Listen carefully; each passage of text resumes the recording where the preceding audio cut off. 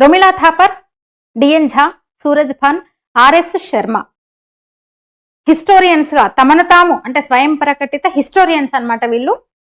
కొందరి దృష్టిలో అసలు ఇంకా వీళ్ళు భారతదేశంలోనే ప్రసిద్ధ హిస్టోరియన్స్, చరిత్రకారులు వీళ్ళు. ఈ నలుగురు కూడా అయోధ్య రామజన్మభూమి కేసులో సుప్రీంకోర్టుకు హాజరయ్యారు. పలుమార్లు సాక్ష్యాలు అందించారనమాట. దేనికోసం సాక్ష్యాలు, ఎవరి తరపున సాక్ష్యాలు ఇంకా నేను ప్రత్యేకంగా చెప్పక్కర్లేదు. వీళ్ళ పేర్లు వింటేనే, రొమిలా థాపర్ అంటేనే అర్థమైపోయి ఉంటది కదా. ఈ చరిత్రకారులు the historians report to the nation అంటూ ఒక నివేదికను సమర్పించారు సుప్రీంకోర్టుకు. అందులో అలీగఢ్ ముస్లిం యూనివర్సిటీతో సంబంధం ఉన్న ఇంకొందరు హిస్టోరియన్స్, అక్కడి ఫ్యాకల్టీ కూడా ఆ నివేదిక రూపకల్పనలో పాల్పంచుకున్నారనమాట. ఆ రిపోర్టును సుప్రీంకోర్టు ముందు ప్రవేశపెట్టారు సాక్ష్యంగా స్వీకరించమని.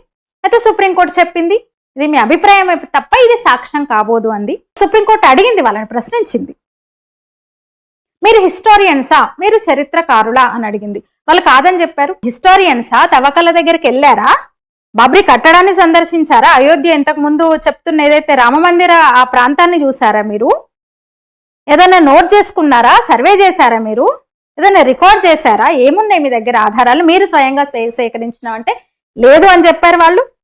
సంస్కృతం వచ్చా అంటే రాదని చెప్పారు.